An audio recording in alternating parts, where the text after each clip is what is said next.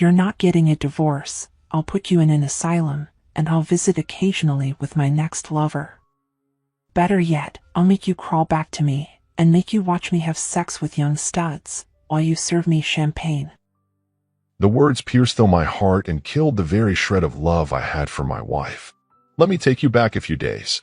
On the eve of my 50th birthday, I decided to forego the typical workplace celebration. Retirement was looming, and without much fanfare, I gathered my closest associates in my office. We cracked open a couple of bottles of whiskey, indulged in a few snacks, and engaged in heartfelt conversations. As the clock neared 8 in the evening, we bid our goodbyes and headed home. I was in no condition to drive, so I called a cab and made my way home without sparking any debates with my wife. No demands were made. I simply undressed and crashed in the hall. The next day, the head of the department handed me a pension certificate and a box containing a tea set as a parting gift. I couldn't help but feel a twinge of betrayal, though the chief attempted to show support, signaling that the decision came from higher up. I accepted the certificate, shook the sweaty palm of the man who delivered the news, and left the office without uttering a word. Yuri, my former boss, pleaded for me to hand over my responsibilities to a new employee, but I brushed it off, stating I was off to go fishing. This phase of my life had come to an end. I loaded up a box of my belongings into the trunk, placed the tea set on the seat, and took the wheel of my SUV. With no particular destination in mind, I decided to drop the boxes off at our country house, a property that, truth be told, belonged more to my wife. It was a place she had earned through her success in law, a field she had excelled in while I lingered in the shadows. Our journey together started in college, marrying young while she pursued law, and I delved into the Polytechnic Department of Radio Engineering. Our family expanded with the birth of our son, Dima, shortly after our wedding, followed by our daughter, Moshe, 4 years later. After serving 2 years in the Army, I worked in my institute specialty, while Sveta carved her niche in business law, eventually establishing a thriving law firm. As the years passed, Sveta earned fame and credibility in our city, handling complex cases for rich and famous businessmen. Meanwhile, I remained content in the background, not bothered by the overshadowing success of my wife. She had always been considerate of my preferences, knowing well that social events and parties were not my cup of tea. I found solace in hunting and the occasional fishing trip. While I didn't actively participate in Sveta's social circles, it didn't mean I was oblivious to her activities. Sveta, an attractive woman with beautiful legs and a tight figure, garnered attention from men eager to capture her interest. Yet, she remained steadfast in upholding family values, and I had no reason to suspect any betrayal. As time passed, our children grew up, with my son marrying and relocating to the capital, bringing the joy of a grandson into our lives. My daughter, too, graduated from university and began living independently. With the kids out of the house, we found a certain freedom. Sveta had overseen the construction of a spacious country house, allowing us to enjoy fresh air away from the city's pollution. As I pulled up to the house, I noticed Sveta's car parked in the driveway, a surprise considering she was supposed to be at work. Plans could have changed, I thought. Taking my time, I ascended to the second floor, carrying boxes of miscellaneous items.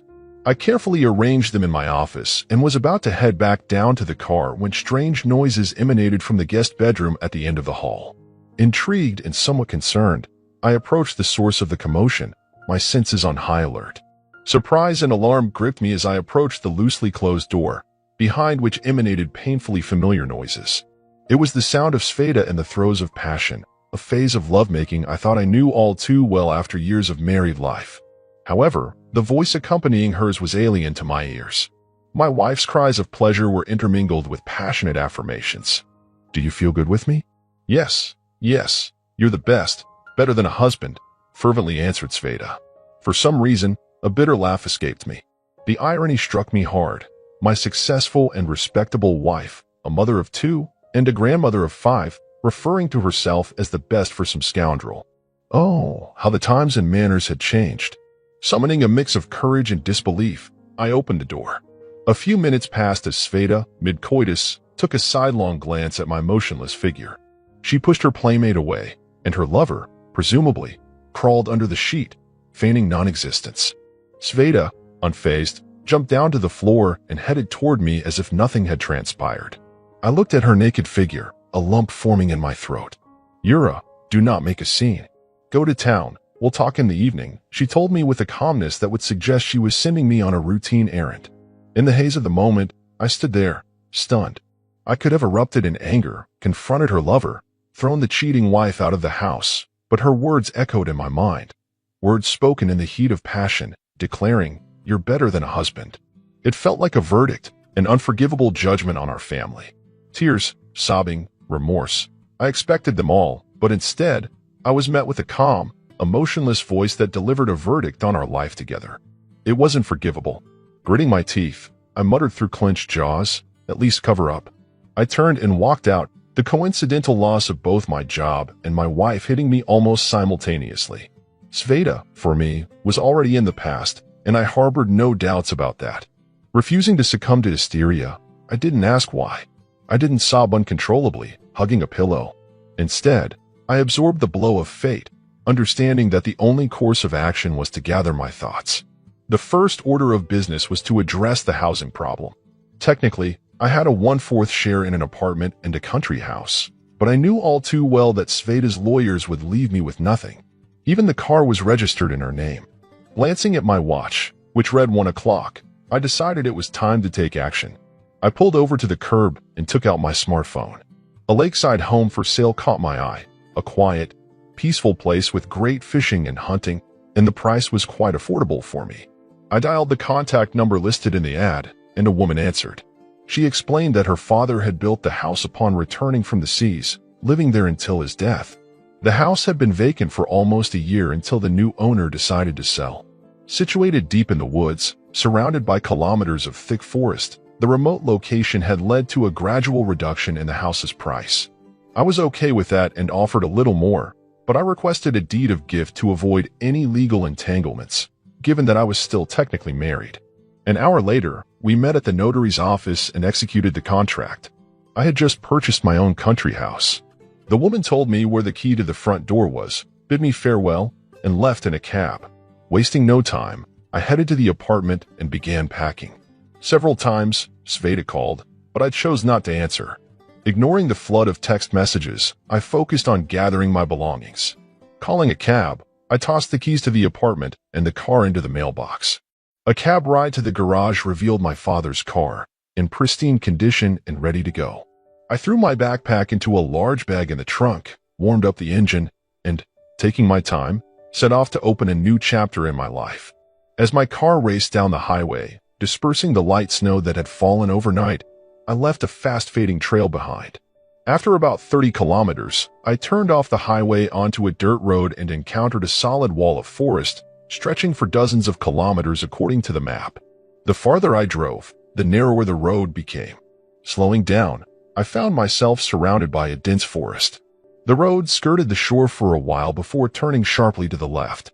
Approaching a small, black-and-by-time log house standing on the lake shore, I noticed a few apple trees drowning in overgrown weeds. A high fence ran down to the water, and from the lake's side, I could see a pier on wooden stanchions driven into the water. I stopped the car, shut off the engine, and got out, examining my new purchase with curiosity. The air was filled with the smell of algae, damp dust, and decaying rags. The house stared out at me through windows reflecting the crimson sun dipping behind the pine tops. Made of treated pine logs, the walls stood sturdy, and the roof was covered with slate. A small porch and a massive door, padded with wrought iron, greeted me. Wooden oars leaned against the wall, and a log barn stood on low wooden piles nearby, appearing to be used for storing firewood. Behind the barn, by the water, stood a bathhouse. Climbing up to the low porch, I reached over the door and found a rusty key. Unscrewing the shackle, I carefully removed the lock and pulled the forged handle of the door toward me. Expecting to find a mess of cobwebs and abandoned items, I was pleasantly surprised. The room was clean and fairly comfortable, albeit cold and faintly smelling of mice. In the middle of the room, a cast iron stove sat on a steel plate lined with wild stone, with neatly stacked wood beside it. A nickel-plated iron bed stood by the far wall, adorned with a protective colored wool blanket and a well-made wolf skin instead of a rug. Above the bed hung roe deer antlers, and on a wide tarpaulin belt, an old rifle dangled. A table made of oak with carved legs stood by the window, offering a beautiful view of the lake and a small pine-covered island at its center. To the right of the front door, An antique cabinet sat next to an equally old refrigerator. An old painting adorned the opposite wall, flanked by an antique ship's clock and steering wheel, suggesting a former owner with ties to the Navy. I checked the clock. It was 5:45. Closing my eyes, I immersed myself in the silence of the surroundings. The day had been quite eventful. I had received my pension certificate in the morning, feeling content, but by lunchtime, I was without a wife and a familiar corner. Now, in the evening, I found myself in the middle of the woods. I pondered why I chose this seemingly remote place, even though it was less than 40 kilometers from the city. Pulling the car closer to the porch, I started carrying my belongings into the house. The air inside was rather cold, so my first order of business was to heat the stove. I found a switch in the hallway, and as I flicked it, the light bulb under the ceiling brightened. The refrigerator rumbled like a well-fed cat as I organized my things in the closet and stashed groceries in the fridge. Outside, darkness fell rapidly with twilight creeping through the windows. It was time to think about dinner. An electric stove in the hallway caught my eye, but I decided not to bother. Opting for convenience, I opened a can of porridge and put it on the stove. 10 minutes later, dinner was ready, and I ate quickly, leaving the tea for later. As I ate, darkness settled outside. To occupy myself, I decided to explore the closet. On the bottom shelf, just under the hanger, I found a large tarpaulin bundle tied with twine. Carefully untying the twine, I unwrapped the cloth and couldn't believe my eyes. A disassembled double-barreled shotgun, a 16 gauge. I was in luck. The gun was well oiled, though slightly rusted. I decided cleaning it would be a productive activity. After assembling the gun, I opened other drawers, finding rags, gun oil, and, to my great joy, ammunition, 20 rounds in an unopened oil pack. Draping the top over the table, I placed the gun on it, fractured it, and examined the barrels. Taking a metal can of gun oil from the table drawer, I cleaned my weapon. It felt as if the gun had rejuvenated after the cleaning. I loaded it with ammunition, put the safety on, and just as I finished, the phone rang again. The screen displayed "Sweetheart." I hesitated but finally answered. Sveda's voice vibrated with anger, asking where I was. Silent, I didn't want to engage in conversation. She continued talking about the need to discuss matters and mentioned filing for divorce tomorrow. I spoke slowly, controlling my emotions, suggesting that we meet at the courthouse at 11 o'clock to discuss everything. Sveda turned off the phone abruptly. Outside, something crunched. The rain softly drummed on the glass, but an audible sound caught my attention. I looked outside and saw an indistinct shadow flickering by the fence in the dim light from the window. Subconsciously, I realized someone was in the yard, lurking in the tall weeds, watching me through the lighted window. Acting on an unknown instinct, I picked up my gun, carefully clicked the safety catch, and extinguished the light. Cautiously holding the gun at the ready, I looked out the window without dressing. I pushed the front door with my foot and stepped out onto the porch unobtrusively. "Who's there? Come out." I shouted and raised my rifle. "Don't shoot," a frightened voice answered from the darkness, and a woman in an overdressed and knitted cap of an incomprehensible color came into the light. "Who are you?" I asked, taken aback. "Lucia. I live not far from here in the village, about 5 kilometers away. Ivan was drunk today, so he kicked me out. I've slept here a few times before, and now I thought the house was empty," the woman explained quickly. It seemed strange. I hadn't seen any sign of a woman in the house. "Oh, don't you think so? I always clean up after myself, and I haven't touched a thing." The stranger seemed to read my mind. "If you'll excuse me, I have to go." The woman turned and walked into the darkness. For some reason, my heart ached. She seemed as lost as I was. "Wait for me," I shouted after the hunched-over figure in the rain. "Come inside, get warm." The woman stood for a while, as if hesitating, then turned around and went hesitantly to the porch. Without undressing, she sat down on the edge of a stool. The room was already hot. "Take off your coat. I'll hang it by the stove to dry," I said, holding out my hand. She hesitantly took off her coat and hat.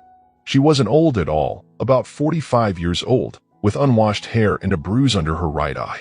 Ivan was evidently a harsh man. The woman had a stale nightie under her coat. She must have jumped out in what she was wearing, just her coat and hat. I looked at her feet. They were in a man's rubber boots, 5 sizes larger. Lucia caught my gaze and tried to put her feet under the stool. "How often does Ivan treat you this way?" I asked, hanging my coat on the back of the chair. "No, once or twice a week. He's good, but when he drinks, he swears, The woman tried to cover the yellow bruises on her arms with the short sleeves of her nightie. He shelters me, feeds me, clothes me. Well, he's a husband. I grinned, remembering Sveta. He is supposed to support his wife. We are not married, so we live. I help him with the household, with the children. His wife died, and now he has 3 children left, Lucia sighed. I sleep in the old banya. There's no room in the house. I only stay at home when he feels like it or when friends come over. She didn't finish and blushed. What morals, Ivan's not greedy either, sharing his woman with his friends. Why don't you get away from such a life? Where to? Who needs me? And I don't have a passport. Lucia was silent, with her head down. It seemed to me that she silently cried. I took stewed meat out of the fridge and put the kettle on the stove. There was not much food. I did not count on guests, but it was better than nothing. I thought about it, I said, cutting bread, and got vodka. Poured a little bit into an aluminium mug. Have a drink, otherwise you'll get sick. The woman took the mug and looked at me apprehensively. Drink, it's vodka, I insisted. The guest ate and began to speak. I looked out the window. The rain had increased, and the wind was rumbling over the lake. Even inside the house, I could hear the waves crashing against the pier. All right, stay here, spend the night, and tomorrow you'll go to your Ivan, I said to Lucia. The weather's gone bad. You'll get lost again. The woman, languishing in the warmth of food and vodka, seemed relieved. Ivan hadn't spoiled her much. It was evident from her demeanor. I helped her to the bed, laid her down, and covered her with a blanket. Sitting down in a chair in front of the stove, I pressed my gun to my side and fell asleep. I was awakened by the loud calling of crows. It was a clear morning. I checked my watch. It was almost 8 in the morning. The front door creaked open, and Lucia appeared on the doorstep with a kettle in her hand, greeting me politely. Good morning. Come and have some tea, I invited her. Have you already had tea? She bent over to rub her feet, still waking up. I'm later after you. Somehow she seemed hesitant. Bring another cup and sit down, I suggested, pulling a stool for her. It wasn't much of a breakfast. The guest apparently didn't dare to open the refrigerator. I got up, opened the door, took out a can of stew and some eggs. Have a seat. We're about to have a real breakfast, I said, handing her the groceries. I went into the hallway, quickly washing my face from a washstand hanging there. In 15 minutes, the table was adorned with a frying pan with fried eggs and stew, a plate with butter, and a vase with sweets. Lucia sat motionless with her hands folded in her lap. Well, what about you? Eat, or it will get cold, I encouraged her. I put a big piece of eggs on her plate and poured a cup of fragrant tea. Will you eat with me? She asked quietly, looking straight ahead. Of course, let's eat. Otherwise, I have to go to town. I ate with gusto, drinking sweet tea. Thank you. I should probably go. Ivan would be angry, she said uncertainly. He threw you out. Why should he be angry? What will you have for breakfast? I got up from the table. I have to go now, eat. Don't hurry. Don't put the dishes away, lock the house, and put the key over the front door. 40 minutes later, I arrived at the courthouse. It didn't take long to process the divorce papers, and by 10 to 11, I was sitting on a bench in the square in front of the court. I left the car a block away, just in case. At precisely 11 o'clock, Sveta's black Lexus stopped in front of the courthouse. My wife looked like a goddess who had come down to earth. I silently watched Sveta's appearance, making no attempt to attract her attention. How long have you been waiting? She asked, sitting down on the edge of the bench and scenting me with expensive perfume. Are you sulking at me? After all, nothing terrible happened. I've earned the right to a private life. I remained silent, stubbornly refusing to engage. I still love you, and I'm not going to change anything in our lives. But I'm a woman. I want attention and love.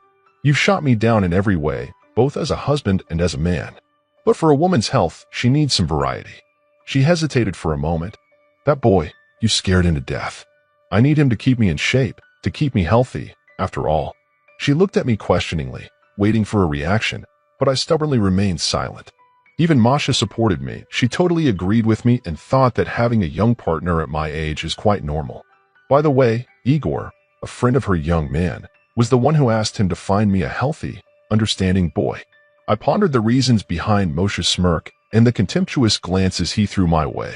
The respect that once existed, the bond of family and marriage, had long dissipated. Finally, Europe concluded its nonsensical pursuits, and I yearned for a return to the sanctuary of family. That's enough, I urged. Satisfy your male ego elsewhere. In defiance, she asserted, many women in our circle follow my lead, and their husbands are perfectly content. If you love me, you must understand me. A hand gently landed on my knee, a gesture seeking reconciliation. Let's make peace. You are my husband, and I love only you. My stomach churned at those words. With 2 fingers, I delicately removed her hand from my knee. Don't waste time with words, I retorted, avoiding eye contact. The divorce papers were filed, and I saw no hindrance to expanding my personal life, perhaps with a few more lovers. Her tone shifted abruptly. You're not getting a divorce, she declared. I'll put you in an asylum, and I'll visit occasionally with my next lover. Better yet, I'll make you crawl back to me, serving as a witness to my newfound pleasures. In disbelief, I resisted. Who do you think you are? Her face flushed with anger. Tomorrow, our kids and I are leaving for Cyprus, where my business partner has a luxurious villa. We'll be there for 2 weeks, and Igor's joining me. He'll always be there for me, and I'll share my bed with him as I please. If you decide to return, everything can be as it was. The choice is yours. With a cold demeanor, she handed me an open-date plane ticket. You can come whenever you want. I've said my piece. The decision is yours. Without saying goodbye, she walked to the car and sat down in the driver's seat. As the car drove away, her daughter's face flashed through the window. I was already on the highway when Dima called. His barrage of questions mirrored the confusion and hurt I felt. Daddy, is it true you left Mom? You lived together for so many years. What happened? Did you find someone else? The questions were coming in like peas. Dima, calm down. These are questions you should ask your mother or your sister. I was talking and keeping my eyes on the road. Daddy, don't twist my words. Mom and Masha told me everything. How could you? I don't want to know you after that. He turned off the phone. I remembered an expression I read in some book. If a child after 15 years has not become your friend, if he does not rave about his father, he is a stranger to you. If the son does not worship his father, he is not your son. As I drove on, I reflected on the decades invested in raising our children, providing for the family, and now finding myself discarded and disrespected.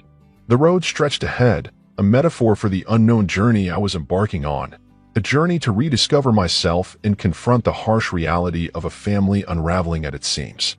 The scene at my house was surreal. There was a police car with its blinker on outside my house. I stopped the car and got out. There was a policeman standing on the porch pounding on the door with his fist, and the other one was sitting in the car muttering something into the radio station. I walked around the police and asked politely, "Gentlemen, what's the matter?" The policeman on the porch paid no attention to me, continuing to pound on the door with the tenacity of a woodpecker. "Who are you?" There was a hoarse voice behind me. I turned around, and a second policeman was standing there with his stick at the ready, looking at me wearily. "Me, the owner of this house and of this property which you have entered without my permission. Have you any papers?" The first one stopped pounding on the door and turned to me. "Yes, they are in the house." I pushed the policeman aside and reached over the door with my hand. There was no key. Someone was in the house, most likely my guest who never got out to his beloved Ivan Lucia. "It's me. Don't be afraid to open." I knocked on the door. The woman stood at the door itself, for she opened it at once. I stepped into the hallway. The policeman tried to squeeze in behind me. "Gentlemen, do you have a warrant?" The officers looked at me like I was crazy. "This woman's husband has filed a search warrant for her. We have to take her into custody and bring her to the station. As far as I know, she was only kicked out of the house last night. I wondered when her landlord had time to file a report." I spoke very politely, remembering to press the call button on my cell phone in my pocket. One of the policemen pushed me away and went into the house. I listened as one of the policemen spoke mockingly. "Listen, get ready. Your husband was waiting for me." The second one added, "And you, get ready. Let's see who you are." Suddenly, I felt a sharp blow from the second policeman's stick under my breath. The force knocked the air out of me, and I doubled over, hands on my chest. Lucia wanted to help, but one of the policemen grabbed her arm and dragged her towards the car. The other policeman lifted me by the collar and punched me in the chest again, saying, "You should be simpler, uncle, and people will reach out to you." He laughed loudly and said, "Citizen of Lila claims that you tricked her into the house and abused her. What do you have to say about that?" The interrogator looked at me predatorily, mentioning traces of beatings on her body. I wanted to get it over with quickly. "May I see Citizen of Lever?" I asked. The policeman put aside a fine piece of paper and suggested confessing. I found a quiet corner, seeking solitude. Just then, the door opened, and a major walked in.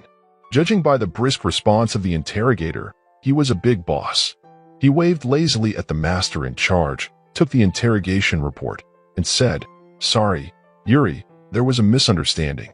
Citizen of Lever was mistaken. You are free to go." The major glared at the policeman, and I left the police station. A black Jeep with tinted windows awaited me outside. I sat down next to the driver, and the car shifted smoothly. A few meters away, I witnessed a drunken man assaulting Lucia, with a wretched old woman standing nearby muttering to her. Unable to stand by, I touched the driver's shoulder and opened the door. "Do you need any help?" he asked without turning his head. "I can do it myself," I replied. Without getting into a debate with the man, I kicked him under the knee.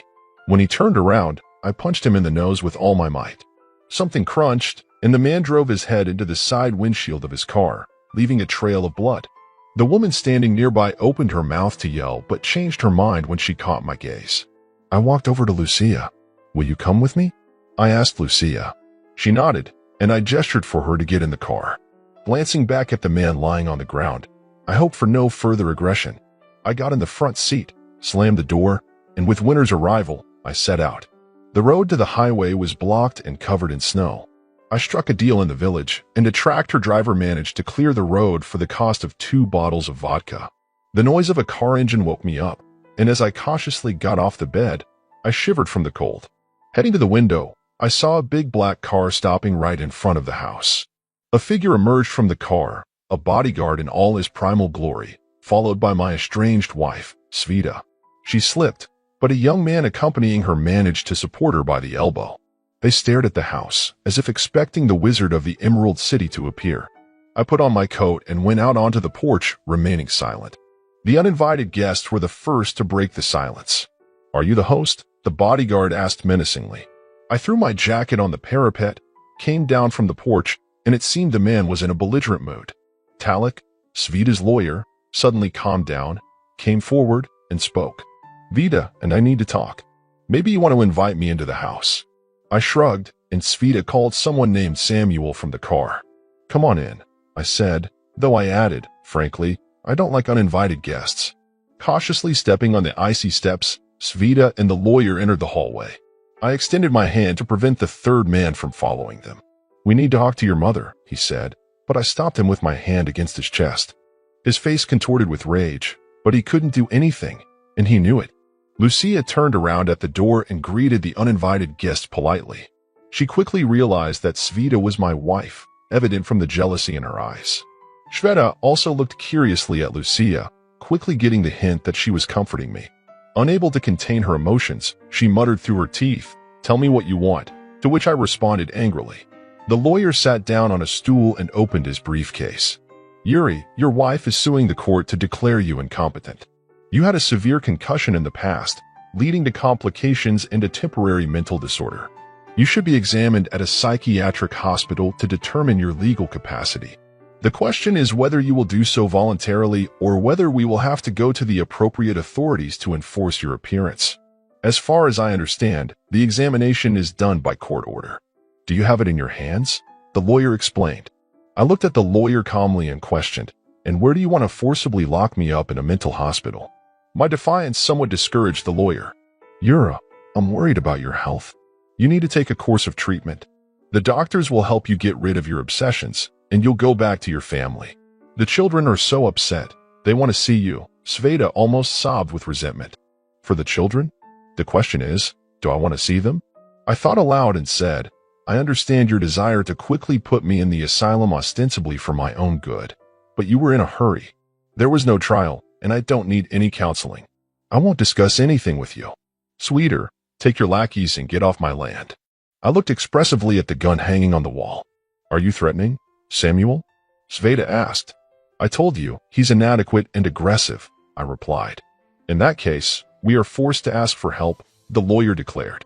Sveta was about to speak again, but I tried to calm the situation, saying, "Let's solve everything in peace, Yura. It's all for your own good. You'll thank me later." However, she took a step towards me, attempting to hug me. "Come on, get out of here," I said, pointedly looking at the hanging shotgun. "You're crazy for sure.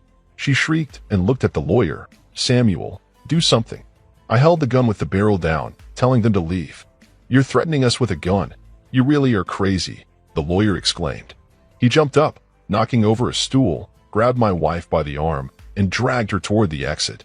They tumbled off the porch in a heap, and I followed them out, instructing them to get in the car and leave. Before I could say anything more, a policeman pulled up to the house. The door opened, and gun-wielding soldiers poured out, surrounding the house and cutting off my escape route. A bubbly major announced through the loudspeaker, "Yuri Kolosov, drop your weapons and come out with your hands up." It seemed Sveta had decided to take any means necessary to hold me. However, my respect for her waned quickly.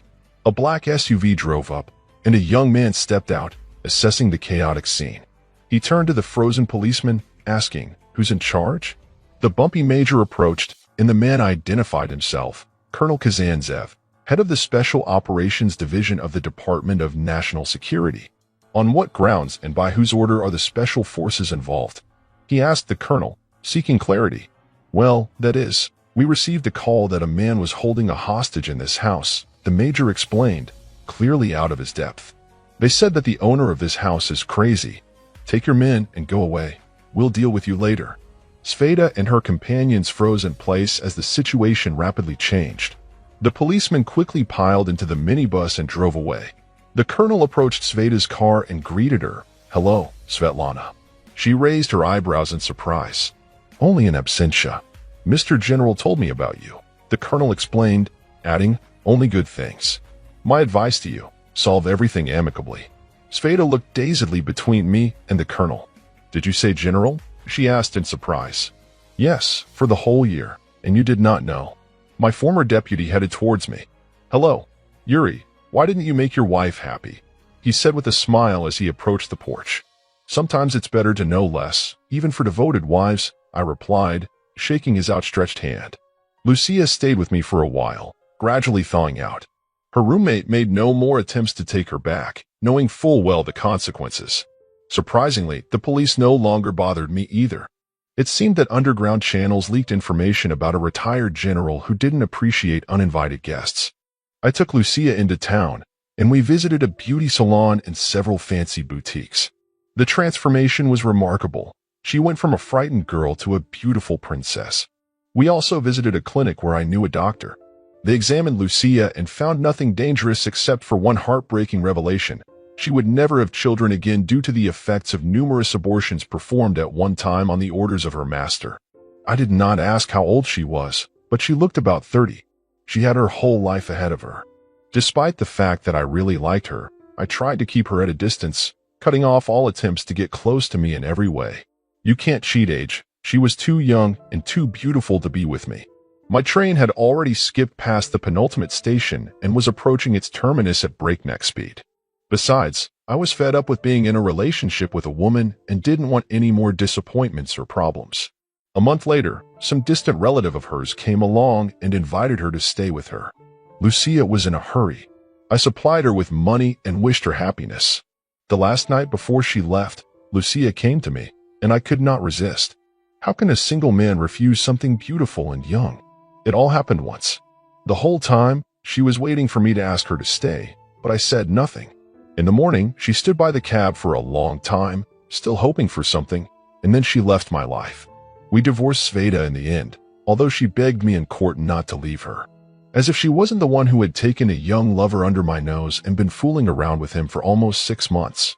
I even had my doubts about having kids, but the DNA test reassured me. The absence of her husband took its toll on Savita. It was obvious that she really regretted our breakup. My ex-wife came to see me several times and begged me to forgive her.